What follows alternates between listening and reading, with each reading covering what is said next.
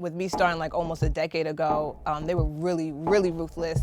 Like if you did not answer the phone with Yemaseyo, like the native Korean language, they would literally hang up on you. The myth is she just stalling so she could charge you. No, I'm trying to keep your hair on your head. If I have to turn my head like this to read your packaging, I'm not gonna buy it. When you come in, stop coming in and telling us how much to sell our stuff for. Everyone says their hair is 4C because they're affiliated with difficulty. The U.S. has terrible regulations for cosmetics. Black women historically have these issues with fibroids and uterine problems, and we're trusting you, and now you're putting chemicals in it? We decided to create a show that would give consumers that behind the scenes of what Black-owned beauty supply store owners go through, what Black-owned brands, Black-owned salons go through, to have a conversation with experts in the field, helping Black entrepreneurs break into the beauty supply industry. Let's jump into the world of Black beauty. My name is Janice Frederick, the retail genius. I'm your host. And one question I get asked often is, why are there so many Korean-owned beauty supply stores? So what you may not know is that this actually dates back to the 1960s, where there was a Korean-owned manufacturer who exported hair and wig pieces to the United States so much that he was able to create a ban on the exportation of wig and hair pieces in Korea. 6 months later, after that ban was placed, the United States followed through on the same exact ban, making the exportation of wigs and hair pieces absolutely illegal in other countries other than South Korea. This is where the creation of the beauty supply store that we know today was created, because the Korean manufacturers needed a place to sell their hair pieces and their wig pieces and also beauty supplies. Today we are joined by beauty supply store owners Donna Heath Gonzalez and Aella Djoumbissie. Welcome, ladies. Thank you. Thank you. So what is it like operating a Black-owned beauty supply store in an industry that is so dominated by Koreans? For me, it can be very challenging at times because I have to make sure I position myself to source everything I need for my customers from the Koreans. And at the same time, it's also challenging to make sure that the Black customers are here supporting my store. How about you, Aurelie? So when we decided to get into the beauty supply, I did not know any Black-owned beauty supply business. And so in talking to a friend of mine, she referred another friend of hers that is actually a Black manufacturer of bundles, human hair bundles. She gave me his contact. I contacted the man, and he was nice enough to refer me to the group on Facebook that everybody's kind of part of. And that's where I found out that there were so many Black-owned beauty suppliers out there. And so that alone was definitely a little motivating, because, you know, knowing that it is a Korean-owned industry, you can't really talk to these people because they won't talk to you. And so you want to get in, but you have no way of knowing where to start. So being a member of that group, I was able to definitely connect with other Black Black beauty supply store owners. I went to meet them and kind of learn about their journey. They provided some good information, and so that got rid of the intimidation, because it can be very intimidating knowing that you're going in an industry that is dominated by a different race, and a race that doesn't really like you or appreciate you. Right. So I remember when I first got started, I would try to call different vendors just to get information, get accounts. And because I wasn't able to, speak the native language, they would absolutely hang up on me. It was one of the most humiliating things that I experienced as a store owner at the time. So what are some of the things that stand out to you in your experiences being a Black-owned beauty supply store in this industry? So feeling disrespected as a business owner, I thought the disrespect was going to stop at being a consumer, right? So now you're trying to be a business owner, and you're talking to people that are still rude to you. They refuse to even answer your calls and open accounts for you because you don't have the minimum required amount of money that they required. Also knowing that they can just get away with so much because it's an industry that's not regulated. Right. So it makes it very difficult. And so, because unfortunately I have to say that I'm originally from Africa, right? And so Koreans, Africans, we all do business the same way.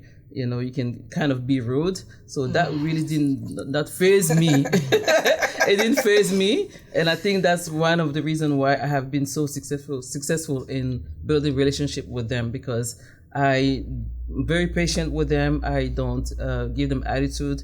And once they see that, they're more willing to work with you because they can really get to your nerves, So, yeah. Can I say something about what she said about attitude? So for me, over the years, the approach I took towards them, there are 3 words: attitude, approach, and appearance. If you can master those, then that will help you build a relationship with them. So your attitude towards them has to be different. It's not like you're trying to be somebody else, but we're stepping on a different turf. And at the end of the day, we need them because they're the ones that are creating the products that our customer needs. So at the end of the day, we have to find a way to get to them, to embrace them so we can get what we want, so our Black customers will keep coming to our store. Because if we don't have it, they're not going to come to our store. So attitude plays a big part in it. Right. And one thing that I tell my clients all the time too is like, don't come into the conversation with this attitude of like, you are the enemy. Because at the end of the day, it's like we're co-workers, like we are working for these customers and we kind of have to work together. And so to have a collaborative relationship is something that you want to aim for. But sometimes that's impossible, especially with the older generation sales reps. And, I know you've had quite a few of those and they just don't even want to have any type of conversation with you at all. But I have found some success with like the Korean Americans and, understanding that, we are here, this is happening, and just having that conversation with them, like, we're going to have these products in our stores. If you sell it to me or not, I'm going to find a way to get it, especially with the hair accounts, because they don't want us to have it. And they create these rules, these radius rules that are totally bogus. So from our viewers who may not know, when we try to get accounts for our beauty supply stores, a lot of times the main reason why they don't want to open accounts for us is because there's another beauty supply store close by us that has the same account. And because they want to give exclusive rights to that store, they won't open accounts for us.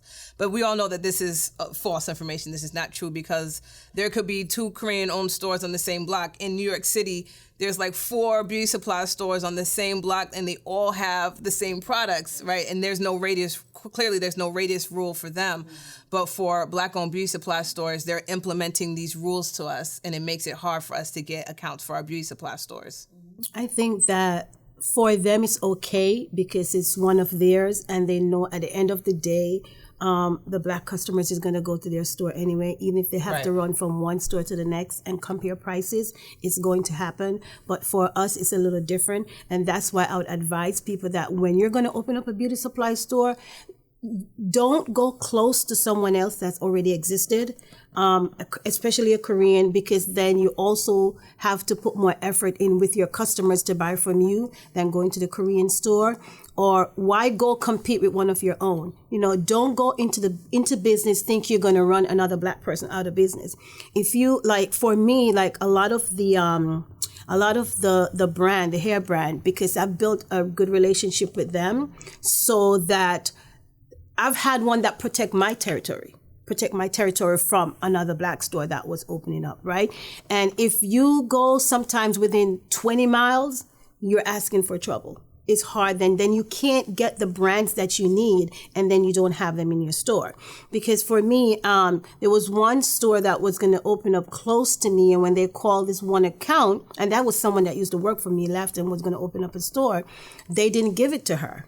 My salesman called me and said, Donna, somebody is about to open up a store in the area. And I told them that we can't sell them because you're already our exclusive dealership. You have exclusive dealership contract with me. And then it didn't happen. So I just think that we also have to be mindful where we are positioning ourselves, because that could create a problem. And I know over the years, since I started 14 years ago, there's a lot more beauty supply stores that are opening up. And that's a great thing. But I'm just saying that make sure you do a market analysis and know who's around you, and don't go so close to them. Because for someone that, especially if another Black person has a store there and they have a good relationship with the brands, they're not going to sell it to the other person unless you two can collaborate and pool your money together and let that other person buy and you split it, then it's going to be harder for you to get the products in your store that the customer needs. So the radius thing is very, very important. And we have to take that seriously because it will literally run us out of business in no time if you mess with that radius. Yeah. And also, I think the other challenge is the fact that they don't sell things to us at the same price as they sell the Korean counterpart. And so that, I'm not sure how we're going to be able to get over that issue, because that's the reason why we're having to sell our retail it at a higher cost than the Korean stores. But I think if we work together and pool our money together and order in volumes, because what I found is at the end of the day these people just want money, right? So if you buy in volumes, they will be willing to sell to you pretty much the same price as they're selling to the Korean stores. So the pricing is also an issue because we order stuff. This is the first time. I'm thinking this is probably the only industry where you order stuff and you're not quite sure how much it's going to be because you don't know the price, because they don't publish their price list. And so you have no idea how much it's going to cost you until you get the invoice and you look at it, you're like, oh, wow, this is over my budget. And they don't like it when you come back and say, okay, can you remove this? Can you take this? So it's very difficult to do business with them. But once you understand how they think and how, you're able to make it work. But you have to be very patient and, and just be very patient with them because they make it very difficult for us to succeed in the industry. So, Aurelie, you make good mention about the pricing, and we talked quite a bit about how that's the number one complaint for us as Black-owned beauty supply stores. So what are some of the examples that you've seen within your own store with the pricing? How do we know? Because I know for me, I realized that there was a difference in pricing where I would sell my product and the competitor was actually selling it at the wholesale cost that I got it for. So for you, when was that aha moment? Same thing, same experience, going into their store and seeing how much they're selling the same thing that you're selling. Almost at the same price where you purchased it from. Yeah. And so it's there's no way they are able to make money, selling these things, at cost. So that's definitely what made me think that, they definitely buy it at a lower price. And also attending that trade show that I told you about, shows, I found out that, they have an association where they actually pool their money together, they buy in volume. Again, come back to the volume thing. They buy in volume and they're able to get it at a much lower cost than, you as an individual business trying to buy the stuff. Mm-hmm. So let's talk about that for a second. You went to a trade show, right? Yes. And because the viewers may not be aware that there's trade shows, there's expos, there's associations. Talk a little bit about your experience. So I had one of my sales rep that came by, and because that's how they do, they come to you and so they show you what's trending and if you want to place an order and stuff. So they came by and they told me about the trade show that was happening here in Georgia, and they invited me to come. So I said, okay, I want to find out more about the industry, so it just makes sense for me to be there. So I went to the trade show. When I got there, I found out that there was a gate fee, which I didn't know. I just thought it was just open to all business owners. And so it was either pay $50 to get in or pay $100 to become a member. And so I wanted to understand what a membership benefits was for members.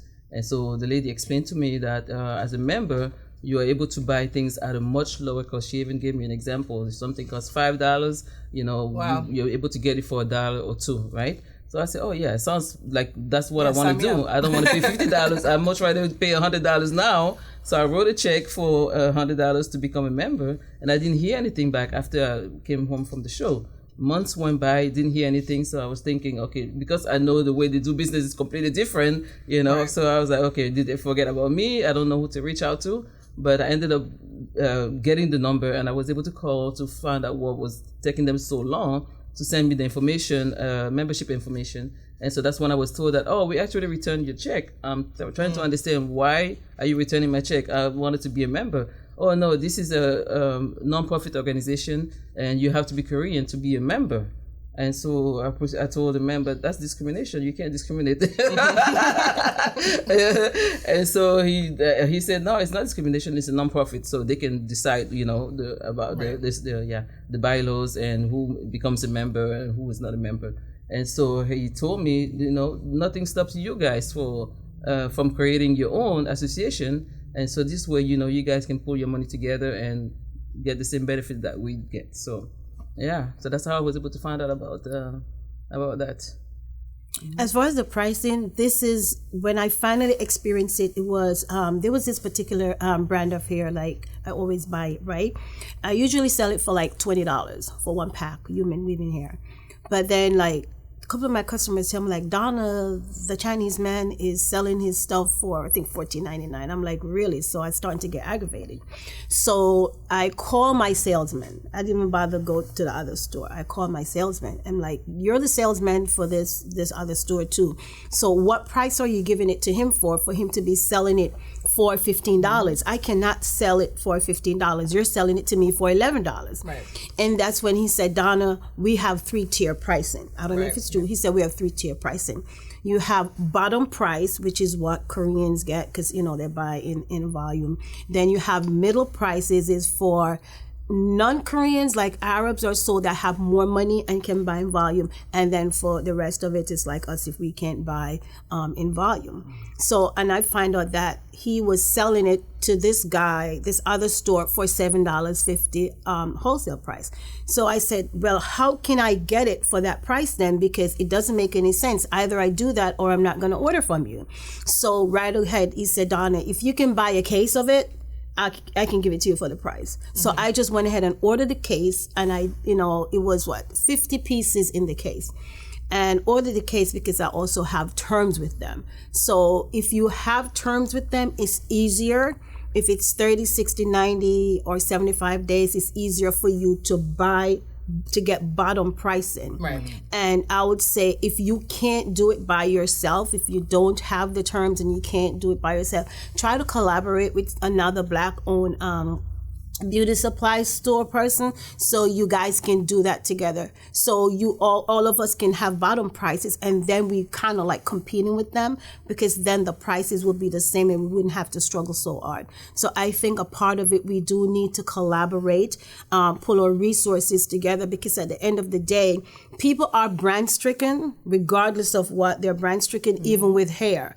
Right. And there's just certain you sell a lot of Milky Way. A lot of people think Milky Way is the best, but it's not like it's the best. Every brand has, a line that's pretty good and is comparable to others.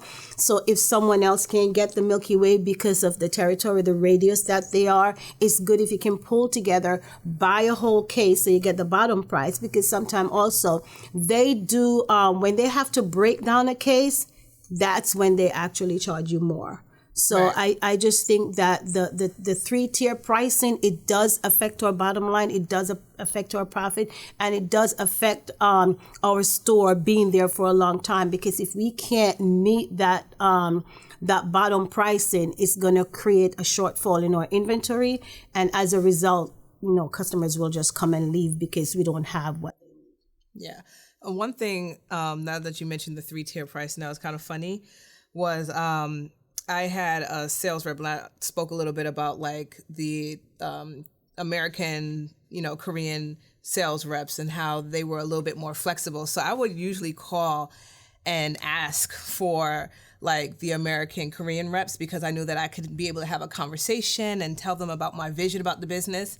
And once I did that, they were like, you're cool. I'm going to give you the Korean price. Someone actually said that to me. Oh, wow.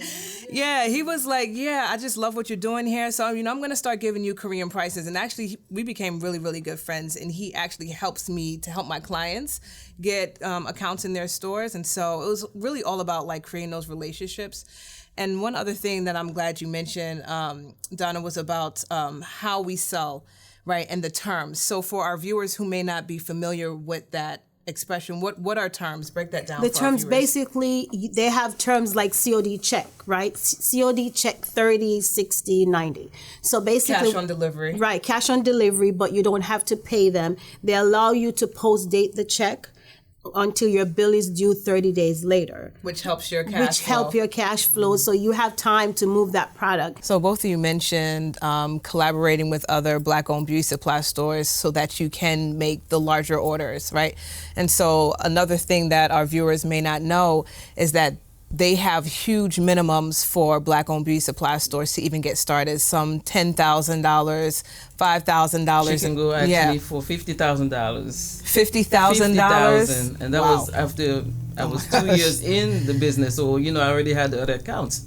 And Right. and I wasn't even expanded yet, so I was still with one side, and I told him, the rep, I said, there's no way I There's can no fill up. way. I don't even have space for it. Where am I going to put all of that? Right. And so he was like, well, for Georgia, that's what the minimum is, 50,000. I said, well, it's not fair because you can't have the same minimum for a 20,000 square foot store Right. that you have for 1,300 square. It doesn't make sense, right? Right. And so we went back and forth, and finally, with the Black Lives Matter movement again, Yep. they felt the pressure, and that's how I was able to get my account. And so they were able, and I was able to negotiate it down to 10K. So we went from 50K to 10K. So you can really, negotiate with these folks, and if you're consistent enough and persistent, they will work with you. Right. So I loved how you mentioned, Aurelie, the fact that due to the Black Lives Matter movement, you saw a shift in the way they did business with us. And I saw the same shift with a lot of our clients as well. So talk a little bit about that shift and what you saw when the Black Lives Matter movement was at its peak. So there was a shift both on the consumer side and Right. on the supplier side, right? So on social media, again, social media really helped because people put a lot of pressure on them. I remember we got together. Pressure. Yes, it was about 10 of us. This is when collaboration is good. Yeah. 10 Black, beauty supply owners. We got together and we created the flyer because she can go ahead on the page that how they support the Black Lives Matter movement. We're like, no, you don't. Yeah, no, you don't. Open accounts for us. That's You a don't want us to make bald-faced lie. money. Yes. And so we created a flyer with the top 3 brand in the industry, and so we're just telling folks, sharing it on social media. It went viral, how these top 3 doesn't really do anything for Black people, but yet they say they support the Black Lives Matter movement. And I think that's when I even got a call from the rep, like, okay, so where are you located again? What do you need? And so that's how the So conversation they actually started. reached out to you after that? They did. And I had been trying 2 years to open an Wow. account, and and so we went back and forth. That's when they started with 50K, and I said I don't have, and we went a lot of back and forth before we could finally agree on the amount. So Where did that they land helped. eventually? 10K. 10K. Yes. 50K all the way down to 10K. Yes. Because I was not giving up, and I didn't have 50K to give. And then when they say 50K, you have to have the cash, right? So it's not like they don't take credit card for that first order. So it has to be in cash. So for our viewers watching, and they're wanting to know how they can support you guys more, what would you suggest? Again, just come in, buy the stuff, that we have without trying to get some discount. Help us, spread the word within the community, with your friends and family. The more we sell, the more we're able to sell things at a lower cost, which is our goal eventually. Because when we buy in volume, we get it at lower cost, and we're always adjusting prices in here anyway. So if we get it cheaper, we also adjust the price down. And of course, if the price is higher, so we constantly adjust our prices. We're not here to get rich quickly off of people, so they need to understand that we are just trying to feed our family as well, and help the community, provide an environment where they actually can feel welcome and come in and find people that actually look like them and know more about the product and can advise them on what they need or help them solve whatever concerns they have. Awesome. I would say I would just ask the customers to see us as their very first decision in buying their beauty products. When you want something, just say, you know what, there's a Black store there, whether if it's like an extra mile down the road, let me go there and let me support them. Because you making that decision and you come and spend your money with us, you're putting us in a position to be here to have the products that you need and at the price that you wish you can pay for it. Because the more you support us, the more our business turns over. That's when we can go to our the manufacturer. We can leverage that cash flow that we're having right now because frequent purchases. So then we can get better pricing, and you can come and get your items at a lower price and be satisfied about it. And the more you support us, you're supporting your community. We're here to build the community. We're not just here to take your money. So I would say just keep supporting us. If you go today and the item is like 25 cents more, okay, I mean, it's 25 cents. Yeah, it's your hardworking money. But think about what we have to do, because there is no secret about the Black beauty supply business. They may not know that all the challenges that we have, but being a Black person with business is already like one strike against us. So we do have a lot of challenges, and give us some time to work through the challenges, but we can only do that if you are consistent in supporting us. Thank you, ladies, so much for joining the conversation into the world of Black beauty. Thank you for joining us, and we will see you in the next episode.